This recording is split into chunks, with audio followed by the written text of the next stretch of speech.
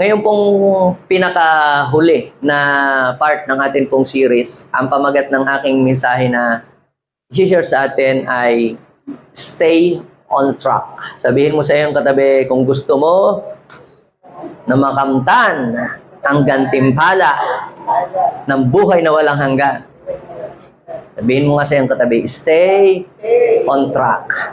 Kapag sinabi natin stay on track, hindi ho bibili kayo ng truck, o kaya sasakay sa truck. Hindi ho yan.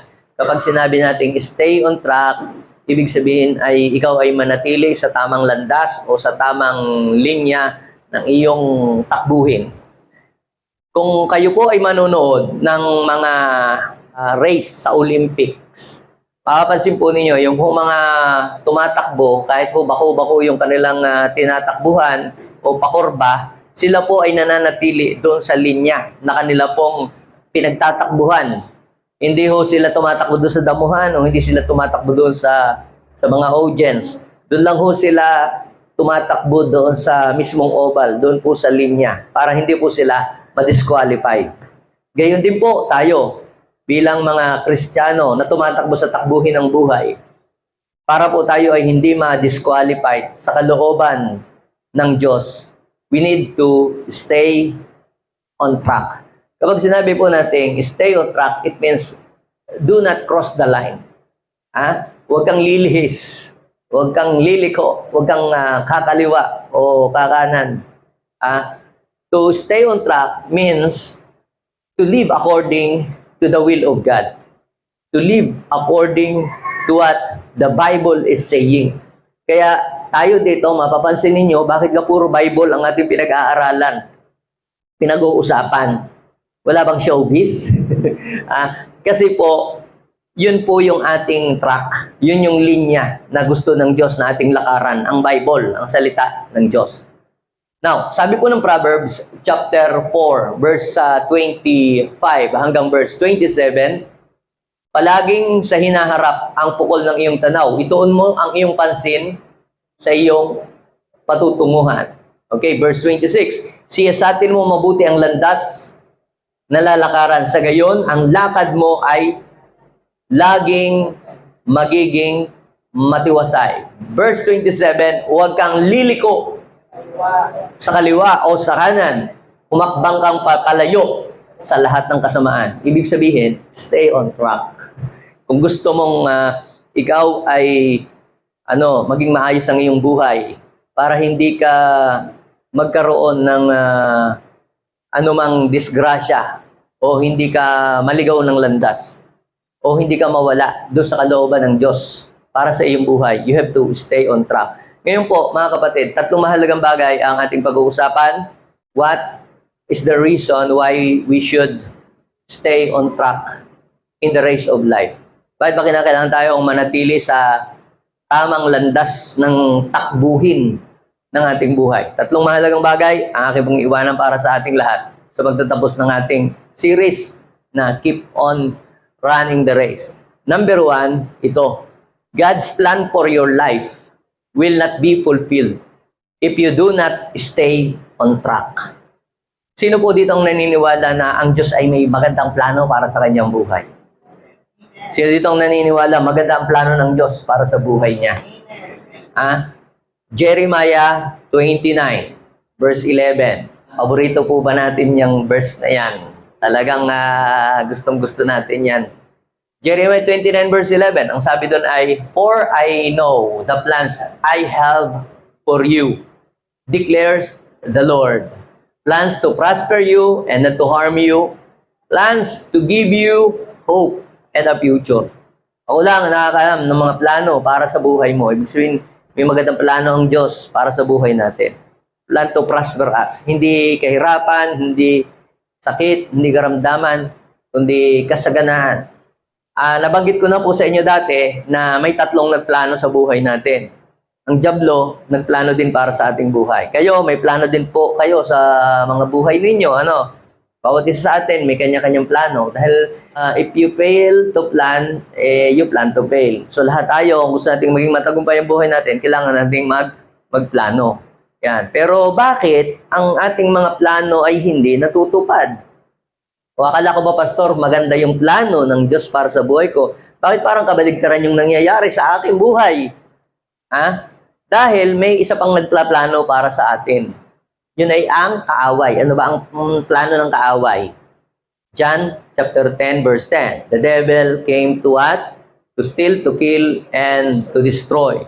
So, kaya yung ating planong maganda ay hindi nangyayari dahil ang kaaway ay lagi niyang kinokontra kung ano yung maganda na plano at layunin natin sa buhay. Ngayon, paano mangyayari yung plano ng Diyos sa buhay natin? We have to connect ourselves to the Lord. Ibig sabihin, i-connecta natin yung ating plano sa kalooban ng Diyos. So, ito ang dapat po nating maintindihan, mga kapatid. To fulfill God's plan in our lives, we have to cooperate with Him. Kinakailangan makikooperate tayo. Hindi yun basta nangyayaring automatic na pipikit ka na lang, des mumulat ang mata mo, then yan na. Nangyari ng plano ng Diyos. Hindi po. Dahil sinasabi kasi ng Bible na in all things, God works together for good. Sabi ng Romans chapter 8 verse 28, ang Diyos ay gumagawang kasama ng mga hinirang at ng mga taong nagmamahal sa Kanya. Mga taong tinawag ayon sa Kanyang layunin.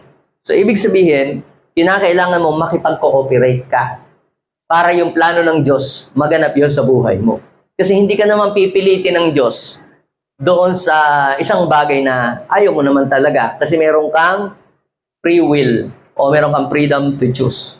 Kaya kailangan nating isurrender natin yung ating mga plano, ang ating mga pangarap doon sa gustong mangyari ng Diyos. Sino ang naniniwala mas maganda ang plano ng Diyos para sa buhay mo kaysa doon sa mismong sarili mong plano? Yes. Si Samson. Sino nakakakilala po kay Samson? Yan, sa Book of Judges, nandun ho yung story niya. Kung kayo po ay magbabasa, babasahin niyo po yung kanyang kwento. Siya po ay anak ng ng mag-asawa na hindi nagkakaroon ng anak kasi barren yung kanyang ina. Ngayon po, yung angel ng Lord ay pumunta po doon sa bahay ni Manoah at sinabi doon sa kanyang asawa na siya magsisilang ng isang sanggol na lalaki na magiging tagapagtanggol ng bansang Israel. So, sa tiyan pa lang, hindi pa nga ipinapaglihi ay sinabi na ng Lord ang plano niya para kay Samson. At ibinigay ng Lord ito yung mga conditions. Siya ay tatawagin bilang isang Nazirite. Yun pong Nazirite, ito po ay isa pong calling ng isang taong naglilingkod sa Diyos na itinatalaga ang kanyang buhay, ang kanyang sarili sa Panginoon. So pag ikaw ay Nazirite, dapat ay hindi ka magpapaputol ng buhok, dapat ay hindi ka iinom ng alak, pag ikaw ay nag-asawa, dapat ang iyong mapapangasawa ay hindi prostitute, dapat maayos din ang buhay, at dapat ay believer, hindi unbeliever, di ba? At nakakakilala sa Panginoon. Yun po ang mga conditions. At hindi rin siya dapat lalapit sa patay. Kasi yung mga Nazirite, talagang sagrado ang kanilang mga buhay. Kahit daw ho yan ay patay na hayop o patay na kamag-anak o magulang, pagka ikaw ay naandoon sa iyong tungkulin o duty ng pagiging Nazirite, hindi ka po pwedeng lalapit sa patay. O kaya kahit yan ay hayop o kahit butiki o insekto. Bawal sa kanila, bawal sa Nazirite.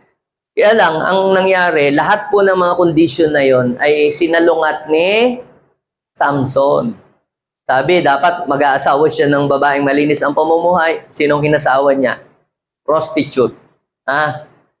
Tapos sabi, hindi daw siya dapat iinom ng alak. Pero ano nangyari? Gabi-gabi nasa beer house. Yun ang kanyang ginawa. Tapos sabi, hindi dapat siya lalapit sa patay na hayop. Anong ginawa niya? Kumuha siya ng honey. Saan galing yung honey na kanyang kinain? Galing sa patay na leon. Di ba, yaks? Imagine kung bibigyan ka ng tsokolate tapos galing doon sa patay na daga. Di ba, yaks yon. So, ibig sabihin, hindi niya sinunod yung kalooban ng Diyos. Si Samson stepped out of the line. Kumbaga, hindi siya lumakad doon sa linya, ng kanyang tamang linya ng pagkatawag ng Diyos sa kanya. You know what happened to him? Nakakalungkot. Ang ganda sana ng plano ng Diyos sa kanya. Siya sana yung pinakadakilang tao sa Biblia.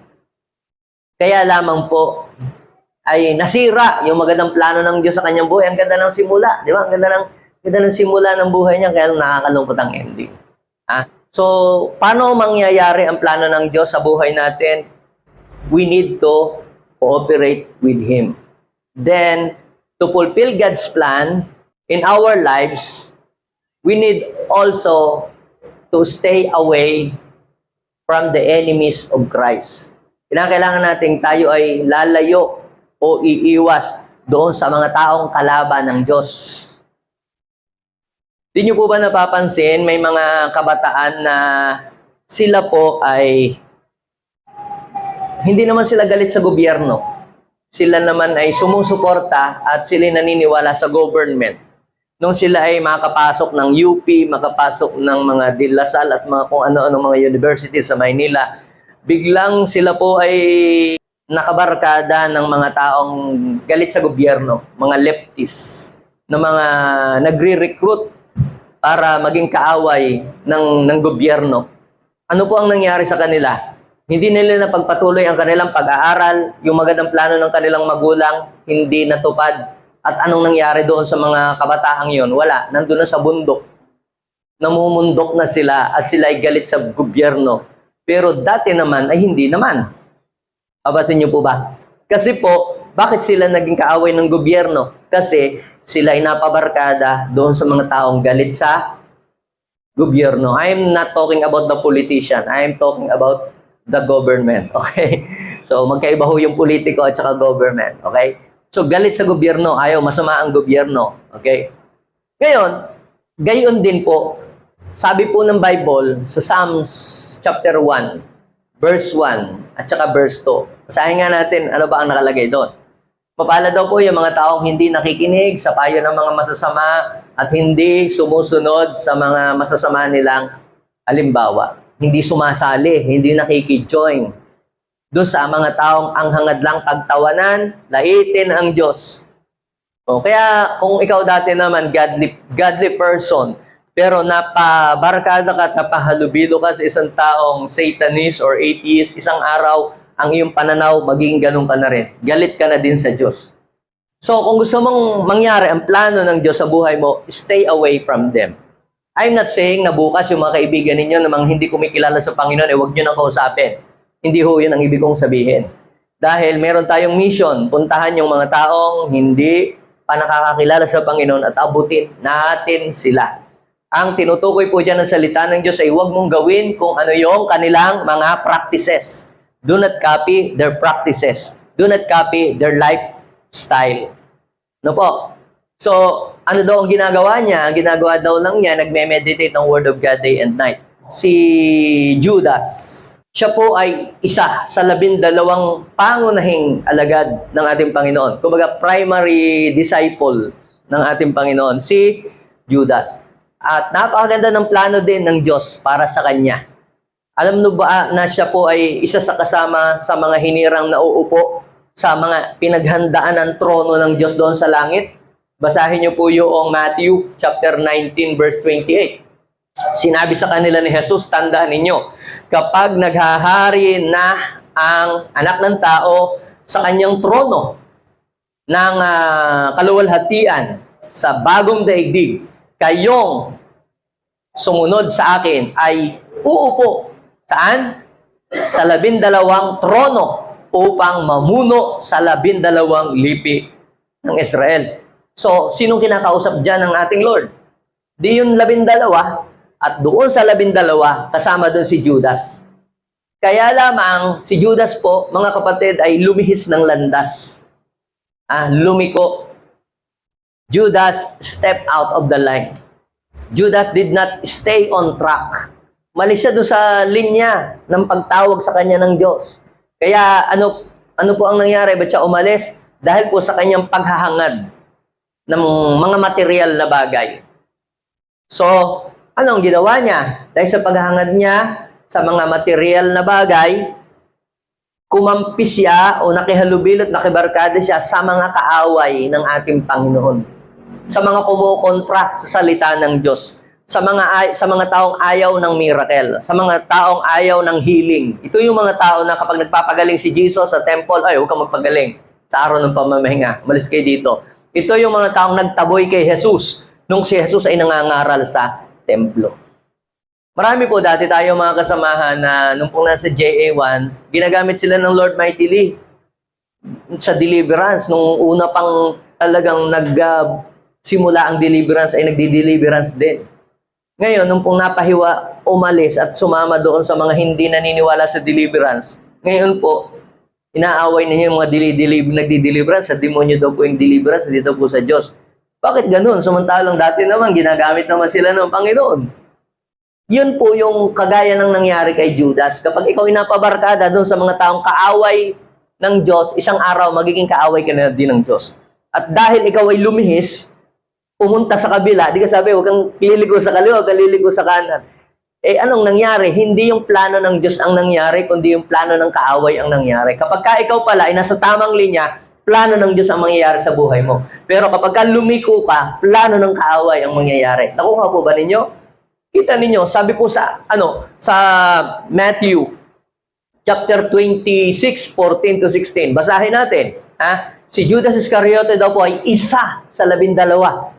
Kita ninyo, kasama na sana siya sa 12 doon sa uupo sa trono. Yun na, nakaprepare na yon, nakahanda na yon na may uupuan siya sa langit. Siya isa sa mga mamumuno. Pero, yun daw hong si Judas, isa sa 12, ay ano ang ginawa niya? Pumunta daw po at nakipagkita sa mga pari. Yung mga pari yun, yung mga galit kay Jesus. Ano po ang maibibigay ninyo sa akin kung tutulungan ko kayong madakip si Jesus? Tanong niya. Noon di binayaran nila si Judas ng 30 pirasong pilak. Mula noon, humanap na daw po siya ng pagkakataon para may pagkanulo si Jesus. So dahil po sa paghahangad niya sa mga material na bagay, pati ang Panginoong Jesus kanyang ibinenta sa halaga ng 30 pirasong pilak. And you know what happened to him? Nakakalungkot. Yung pala ay siya'y ginamit laang ng kaaway. Tapos nung bandang huli, guilty siya at sising-sisi sa kanyang ginagawa, sa kanyang mga nagawang yon. Kaya lamang po, ay yun, tinapos na niya ang kanyang buhay. Nakakalungkot ng ending. At anong nangyari? Naglagay na ang Diyos ng replacement. Sa halip na si Judas, yung pang-12, napalitan na ni Matias. So, hindi na si Judas ang uupo. Si Matias na napalitan. Ano po ang learnings na makikita natin dito? Si Samson at saka po si Judas ay ilan lamang po sa hindi magandang halimbawa na hindi natin dapat tularan. If you want to fulfill God's plan for your life, you have to stay on track. Staying on track keep us in line in the plan of God. Kaya sabihin mo sa iyong katabi, stay on track. Yan. So, what is the reason why we should stay on track? Number 1, God's plan for your life will not be fulfilled if you do not stay on track. Hindi mangyayari ang plano ng Diyos sa buhay mo na napakaganda, super ganda, kung hindi ka mananatili doon sa tamang linya ng takbuhin ng buhay. Kung tatalon ka doon sa aral o sa salita ng Diyos na itinuturo sa Bible. Kaya sabihin mo sa iyong katabi, stay on track. So, ang pangalawa po na reason why we should stay on track is this. You will not reach the place God has prepared for you if you do not stay on track. Sino naman dito ang naniniwalang may naghihintay na magandang buhay para sa kanya sa hinaharap niya? At hindi lang sa hinaharap sa buhay na ito, sa hinaharap dun sa kabilang buhay, sa eternal life. Dalawa lagi ang inihanda sa atin ng Diyos Isang magandang hinaharap dito sa buhay sa lupa at isang magandang hinaharap doon sa langit. Sa physical, sa natural, may magandang hinaharap na naghihintay para sa atin. Doon sa dulo ng takbuhin natin. At sa eternal, mayroong buhay na walang hanggan na inihanda ang Diyos at reward para sa ating lahat. Pero, hindi natin kailanman ma-experience o ma-receive ang mga bagay na iyon kung tayo ay lilihis ng landas sa takbuhin ng buhay. Ang bansang Israel ay pinangakuan sila ng Diyos. Yan ay mababasa niyo sa Exodus chapter 3 verse 8 that God has prepared a better place for them. A place that flowing of milk and honey. Yung place na husto sa lahat ng pangangailangan. Ito daw yung place na titira na lang sila sa mga bahay. Titira na lang sila doon sa mga place na husto sa pagkain. Sasalok na lang sila sa balon na hindi sila ang naghukay. Pipitas na lang sila sa ubas na hindi sila ang nagtanim. Kaya lamang po, yung mga marereklamo at mga matitigas ang ulo at mga masuwayin sa Diyos ay hindi po nakarating doon. Bakit po? Because reaching the place that God has prepared for you depends on how you behave. Tanungin mo yung katabi, behave ka ba? Ha? Eh kung gustong mong makarating doon sa lugar na inihanda ng Diyos para sa iyo, mag-behave ka. Sabihin mo sa iyong katabi, mag-behave ka. Naalala ko po, noong mga bata pa, kami dalawa lang ho kami magkapatid. Ang problema ng magulang namin sa amin, nung hindi pa kami kasi Kristiyano noon eh. Ako po 6 years old. Yung ate ko ay mas matanda sa akin ng 2 taon. Lagi ho kaming nag-aaway. Siyempre naman, yung mga magulang namin, lagi na lang nag-aaway pag kami nalalasing. Isang pag naman nakukopya. Yun ang nakikita. So, lagi po akong nag-aaway. Pero nung nasa Batangas pa po kami, meron po kaming pinakagustong laging puntahan na magkapatid sa plaza. Kasi yung plaza ho sa amin noong araw, siyempre wala namang ibang pagkakalibangan ng mga bata noon dahil wala pa namang mga gadget. Yung sa mga plaza, yung may mga swing, may mga pag-slide. Basta kompleto lahat ng mga palaruan doon. Kaya gustong-gusto lagi namin pumunta. Isang araw, yung aming magulang ay nagbalak na kami ipapasyal doon. Hindi ka na may tuwang-tuwa. Kaya lamang umaga, di hapon ng schedule ng pagpunta, umaga away kami ng away. Away ng away. Kaya anong nangyari? Nung hapon, hindi na kami tumuloy. Hindi na tumuloy. Nagalit ko yung ang aming ina. Ay siya, tumigil na lang dito sa bahay. Huwag na tayong pumunta sa plaza, lagi lang kayong nag-aaway. Now, ano po ang point ko? Ba't ko sinabi yun? No? Hindi para imarite sa inyo. Kundi, kaya ko po sinabi yun, ay makikita natin dito that reaching the place that God has prepared for us depends on how we behave. Basahin po natin yung Numbers, chapter 14, verse 26 to 30. Sinabi po ng Panginoon kina Moses at Aaron. Sila yung namamahala doon sa bansang Israel. Si Moses at saka si Aaron. Hanggang kailan pa ba ang pagrereklamo sa akin ng masamang mamamayan na ito? Narinig ko ang mga reklamo nila o reklamo ng mga Israelita. Reklamo sila ng reklamo. Alam niyo po ba na si Lord ay lahat ng kailangan lang pinrovide? Nung walang tubig, nag-provide ng tubig. Nung walang karne, nag-provide ng karne. Nung walang tinapay, nag-paulo ng tinapay. Lahat pinrovide, damit, sapatos, yung mga ganun. Pinrovide lahat ng Diyos sa kanila, lahat ng pangailangan. Pero pag nagkakaroon sila ng problema, lagi silang nagagalit, lagi sinisisi ang Diyos, laging gusto nang bumalik na uli sa dati. Let's go back to Egypt. Yung lagi ang kanilang sinasabi. Parang naririnig ko minsan doon sa iba, dito naman pala maraming problema, balik na lang ako sa pagkakatolik ko. Sabi ko, sounds familiar. Sounds familiar. Ganyan din ang mga Israelita. Kaunting problema, mayroong mga abirya sa buhay. Balik na lang ako sa dati. Magaling pa noon. Ganyan-ganyan. Kaya, ang nangyari po, nagalit ang Panginoon. Di ba sabi? Kaya sabihin mo sa kanila, ako ang Panginoon habang ako'y nabubuhay ay sumusumpa na gagawin ko sa inyo ang inyong hinihiling. Sa ibang version, I will do to you the very words I heard you say. Kasi lagi lang sila, mamamatay tayo dito, wala nang pagkain, tayo mahirap ganito, matatalo kami. Ganun na lagi mga sinasabi na, puro na mga negatibo ang kanilang mga nalabas sa kanilang bibig. Sabi po sa verse 29 hanggang 30, ano ang sabi? Mamamatay kayo rito sa disyerto dahil nagreklamo kayo sa akin. Wala kahit isa sa inyo na may edad na 20 taong gulang pataas ang makakapasok sa lupaing ipinangako ko na ibinibigay ko sa inyo na titirahan. Maliban kay Caleb at kay Joshua. So pansinin nyo to Naka-prepare na yung place para sa kanila na kanilang pupuntahan, pero na-disqualified yung mga reklamo ng reklamo at lagi na lamang negatibo ang nalabas sa kanilang bibig. Hindi po sila nakarating. Kaya sabihin mo sa iyong katabi, huwag kang papayag na hindi ka makakarating doon sa lugar na inihanda ng Diyos para sa iyo. Manampalataya ka, maniwala ka, may magandang lugar na ipin-repair ang Diyos para sa iyo.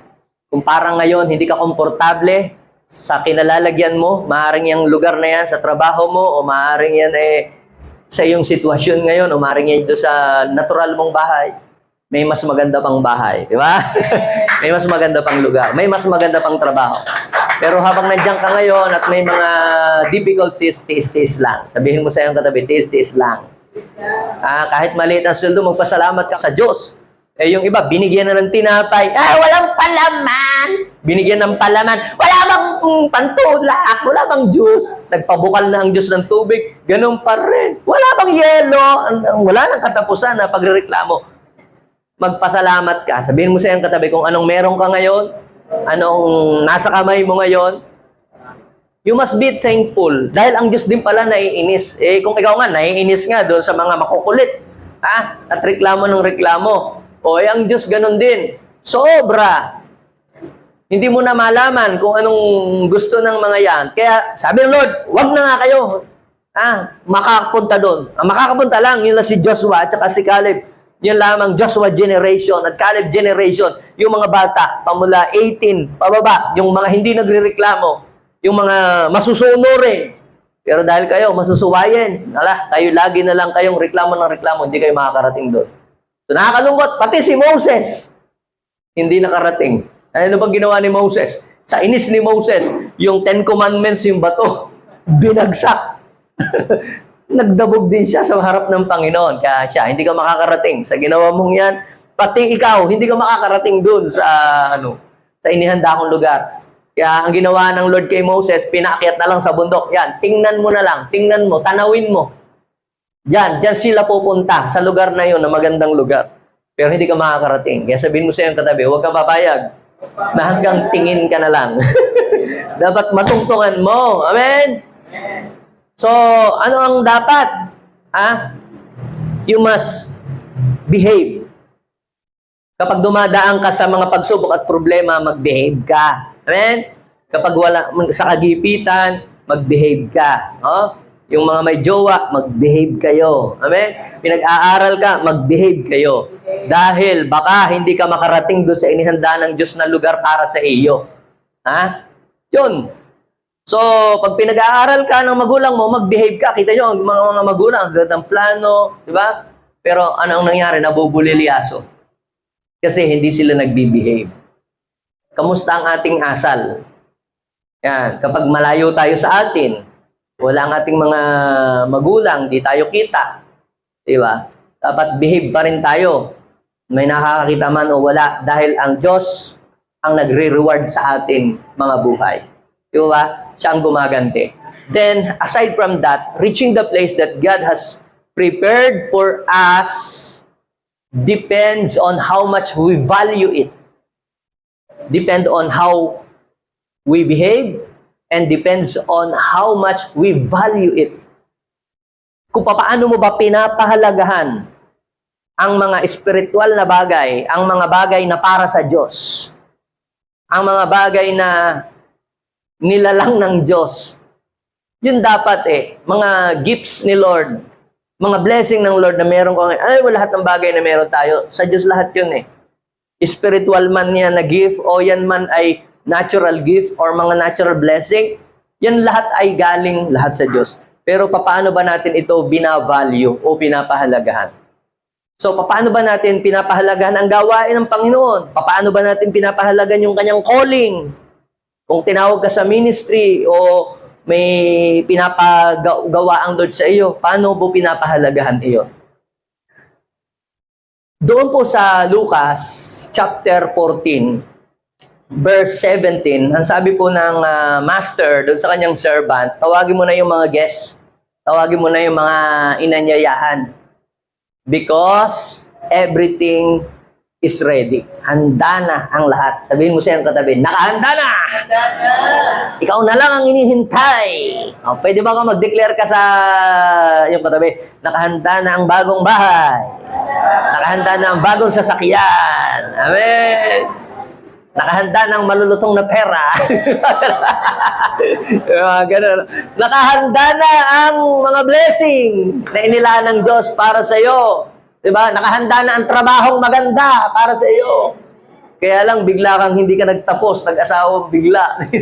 Yung magandang trabaho, hindi natuloy na maibigay sa iyo, pinasa sa iba. So, depends on how much we value it. Kita nyo, ang sabi, tawagin ninyo ang mga guests. Because everything is ready. Kaya lang ang naging problema pag binasa niyo the whole story ng Luke chapter 14, pag binasa niyo yung 17, pag binasa niyo yung 19, 20, alam niyo po, nagkanya-kanya po sila ng alibay. Sabi nung isa, ay ako'y nakabili ng lupa, kaya kinakailangan kong puntahan muna. At meron kaming survey na gagawin. Try to imagine that, tinanggihan po nila yung imbitasyon ng Panginoon dahil lamang doon sa pwede namang makapaghintay na makamaya-maya. Yun namang isa ay nakabili daw ng sasakyan, kaya kinakailang i-road test. Nakabili daw ho sila ng mga donkey, kailangan daw i-testing sa road. Kung talagang okay. Ayun namang isa, bagong kasal yata at kailangang mag-honeymoon silang mag-asawa at hindi pupunta. Kaya nagalit yung master. Alam niyo po yung master doon ay si Lord. At ano ang sabi niya sa verse 24 ng Lucas chapter 14? Basahin ninyo. Si Lord ang may sabi niya, tinitiyak ko sa inyo. Naku po, wag naman sana sa akin. Wag naman sana sa akin. Wala ni isa sa mga una kong inimbitahan ang makakatikim ng handa ko. Grabe. Kaya sabihin mo nga sa iyong katabi, huwag kang papayag na yung mga inihanda ng Diyos ay hindi mo matitikman. Makikibalita na lang. Makakarinig ka na lang ng testimony ng mga iba, pero ikaw hindi nangyayari sa iyo yung mga bagay na yon. Kasi lumihis ka, lumigo ka, hindi mo pinahalagahan. Ginagamit ka na nga ng Panginoon, nag-backslide ka pa. Tinanggihan mo, parang hindi valuable. Oh. Kaya pag ikaw ay tinawag ng Panginoon, pahalagahan mo yung calling na yon. Kahit may case sa barangay ba na doon ka ginagamit. Oh, mahalaga yon para kay Lord. O kahit baga naman yan maliit lamang na grupo o small group o yung mga taong iyong inaalagaan mga mahihirap na tao, you must give a high value. Value your calling. Value your ministry. So, mapapansin nyo po doon sa mga invited, yung mga nauna na invited, parang hindi importante para sa kanila ang gawain ng Panginoon. Diba? Parang sa kanila may mas importante pang iba. Kaya nagalit ang Panginoon. Kaya sabi, tiniti ako. Pag ganun ang attitude mo sa mga yon, na kaya sabi, put God first. Pero sila, hindi first si God para sa kanila. May ibang bagay. May iba silang parang gusto pang gawin. Hindi nila priority yung ipinapagawa sa kanila ng Diyos. Kaya ano po ang sabi? Hindi daw po sila makakatikim ng inihanda ng Diyos. Kaya sabihin mo sa iyong katabi, huwag kang papayag na hindi mo matitikman ang mga inihanda ng Diyos para sa iyo. Okay? So, yan po yung pangalawang reason kung bakit kinakailangan nating manatili sa linya ng takbuhin ng buhay natin. So, una, because God's plan will not be fulfilled if you do not stay on track. Pangalawa, you will not reach the place God has prepared for you if you do not stay on track. And then last, you will experience great failure if you do not stay on track. That is a warning. Alam niyo po, mga kapatid, siguro mapapansin niyo, bakit may mga tao na nagsimula ng maganda sa trabaho? Ang ganda-ganda ng simula, ay ang ayos-ayos ng kanyang mga pamamalakad, ng kanyang mga ginagawa. Bakit nung bandang huli ay hindi na naging maganda? Kahit sa mga pamumuno, kahit sa mga gobyerno, yung mga namumuno, ang ganda nung simula, talaga namang napaka-servant, talagang mapagmahal sa tao, talagang ang paglilingkod ay maayos. Pero bakit nung tumagal na, lumala, hindi na naging maganda, sumama na? Gayon din sa ministry. Dati ang ganda ng simula, bakit nung bandang huli biglang hindi na naging maganda, hindi na naging maayos? Ang sagot doon, because they did not stay on track. Lumihis sila sa tamang landas. Sila ay lumiko sa tamang linya ng kanila pong takbuhin. Kaya ang naging resulta ay hindi na po naging maayos. Kung sinasabi natin na ang isa pong tao ay tagumpay dahil marami siyang mga ari-arian, o maraming mga lupain, o maraming mga bahay, o meron pang mga jet at mga mas marami pang sasakyan kay Diskaya, ay sinasabi natin yan ay tagumpay. Pero kung ikaw ay maraming kaso, marami kang kaaway, at ikaw ay hinahabol ng ng pulis, hindi ho yun tagumpay. That is a great failure. Dahil ang tunay na tagumpay, mga kapatid, ay yung nagawa mo ang kalooban ng Diyos para sa iyong buhay. That is a real success. Masasabi nating matagumpay ang isang tao na na-bless materially at na-bless sa iba't ibang bagay kung ang kanyang buhay ay naging malapit siya sa Diyos.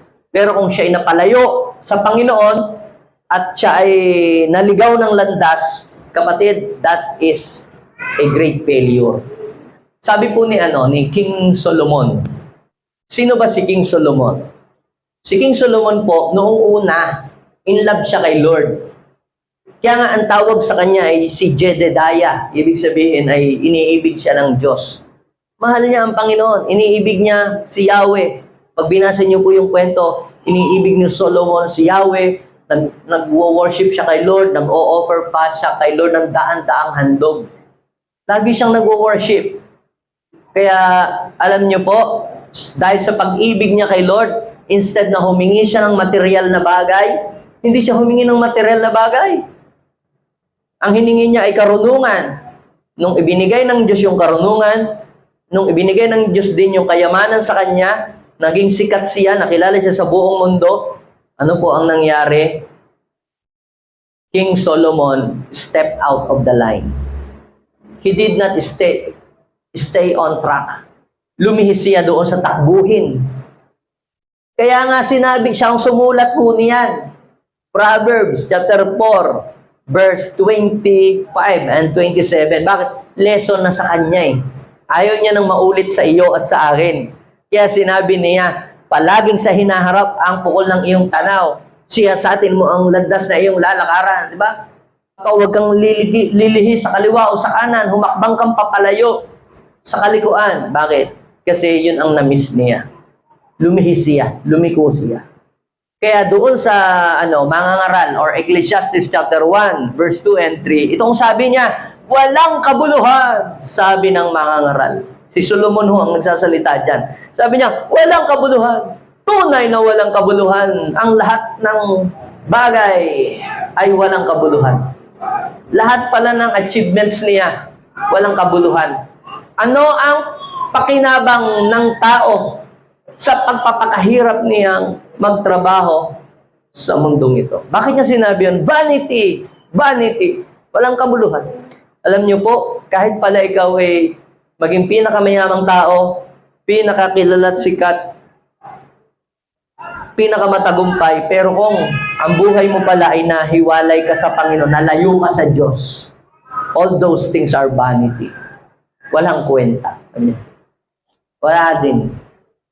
Kaya, bakit parang empty ang kanyang buhay? Kasi nga po, napahiwalay po siya sa Diyos. Nung sinusulat niya po yan, backslide po siya. Na-backslide. Napalayo siya sa Panginoon. Kaya nga sabi niya nung bandang huli, alalahanin mo ang lumikha sa iyo sa panahon ng iyong kabataan bago dumating ang araw o mga taon na hindi mo na madama ang tamis na mabuhay. Alalahanin mo ang lumikha sa iyo bago lumabo ang iyong mata, bago humina ang tuhod mo, bago mabungi ang ngipin mo. Bakit? Kasi nag-failed siya. At ayaw niya na madaanan natin yung landas na kanyang dinaanan dahil napakasaklap ang lumihis doon sa maling landas. Kaya sabi po sa aklat ng Mark chapter 8 verse 36, ano ang mapapala ng isang tao kung mapasa kanya man ang lahat ng bagay sa mundo, subalit mapapahamak naman ang kanyang kaluluwa. I could not say na huwag na kayong mag-work o huwag na kayong mag-business. Ang sinasabi ko, kapag ikaw ay matagumpay na, umunlad na, successful ka na sa iyong career, huwag kang lilihis ng landas. Huwag kang lalayo sa Diyos. Amen? Stay on track. At kapag ikaw ay nanatili sa tamang landas, sa tamang linya, mangyayari ang plano ng Diyos para sa iyo. You will reach the place that God has been prepared for you. And you will succeed. Amen? Kapag nagpatuloy ka pala, bagamat ikaw ngayon ay nahuhuli, isang araw, ikaw ay mauuna. Alam niyo po, sa takbuhin ng buhay, minsan po tayo ay nadadapa, nagkakamali, nagkakasala, nakapag-commit ng mga wrong decisions, and because of that, tayo po ay nagsasuffer ng mga consequences sa ating mga maling decisions sa buhay. Pero alam niyo po, hindi po tayo kailangan tumalikod sa Diyos. Kailangan lang nating tumindig. Kailangan lamang nating magpatuloy. At habang tayo po ay tumatakbo, kasama natin ang Diyos sa takbuhin ng buhay at siyang magbibigay sa atin ng tagumpay. Magpatuloy ka lang. Kaya sabihin mo sa iyong katabi, bangon lang. Tayo lang. Tayo na. Tindig na. Sabihin mo sa iyong katabi, tayo lang. Yeah. Tuloy lang. Makakarating ka sa lugar na inihananda ng Diyos para sa iyo. Palapakan po natin sa inyo. Lord, kami po ay naandito. Aminin natin sa Diyos, hindi natin kayang magpatuloy sa takbuhin ng buhay kung hindi niya tayo papalakasin. Kung hindi niya tayo tutulungan. Minsan tayo ay nanghihina. Minsan tayo ay nanglulubaypay. Minsan parang we almost giving up or give up na sa nangyayari sa buhay natin. Ang iba dahil sa kanilang financial situation, parang ayaw na nilang magpatuloy. Yung iba ba dati marami mga persecution, pinagbabawalan ka sa inyo, sa iyong faith kay God, pinipersecute ka ng mga kaibigan mo, ng mga kasambahay mo, bakit pa nag-born again ka pa? Di ba? Bumalik ka na sa dati, iwanan mo na ang church na yan. Wala ka namang napapala dyan, wala namang nangyayari sa iyo maganda. Iba-iba. Pero magpatuloy ka lang. Kasama mo ang Panginoon sa takbuhin yan. Kakamtan mo ang korona ng tagumpay. Yes, nakikita ng Diyos ang ating pong mga pinagdadaan ng pagtitiis. Kung ikaw ngayon ay nahihirapan, si Lord ang tutulong sa iyo para ikaw ay bigyan niya ng kalakasan. Oh Jesus, humingi tayo sa Diyos ng kalakasan. Ang prayer lamang natin, tayo ay bigyan ng Diyos ng lakas para maipagpatuloy natin yung takbuhin natin. Na hindi tayo mag-give up sa ating pananampalataya sa Panginoon. Kung yung iba tumalikod, umayaw na sa Panginoon, ikaw magpapatuloy ka. Ikaw, kahit na may kagipitan o may persecution, o kahit ikaw ay pinagbabawalan ng sino man, o nire-reject ng kapamilya dahil ikaw ay nag-born again, magpatuloy ka pa rin sa Panginoon. Sapagkat ang takbuhin na yan ay, ang kadulo niyan ay buhay na walang hanggan. Oh Lord, yes. Lord, palakasin mo kami. Palakasin mo ang bawat isa sa amin. Give us strength to move forward, to keep running the race. In Jesus' name, we bless your name, O God. Lord, aking pong ipinapanalangin na wala isa man na nandirito ngayon ang sasala sa linya ng kanilang takbuhin. Makakatapos kami ng maayos, Panginoon. Matagumpay. Punong-puno ng pag-asa. I-declare ko ang mga kabataan na nandirito, makakatapos sila ng pag-aaral. Ang mga negosyante dito, Lord, magtatagumpay sa kanilang mga negosyo. Ang mga nagwo-work dito, Lord, magagampanan nila ng maayos ang kanilang work. Ikaw ang magbibigay sa kanila ng kalakasan. At ikaw ang magbibigay sa kanila ng reward. In Jesus' name. I declare open heaven sa kanilang mga buhay. Bless your people. I-bless mo ang mga nagpapatuloy. I-bless mo ang mga nagpapatuloy, Panginoon, sa takbuhin ng buhay. Maraming salamat. Ilagay po natin ating kamay sa ating puso. Manalangin tayo. Sabihin natin, Panginoong Jesus, maraming salamat po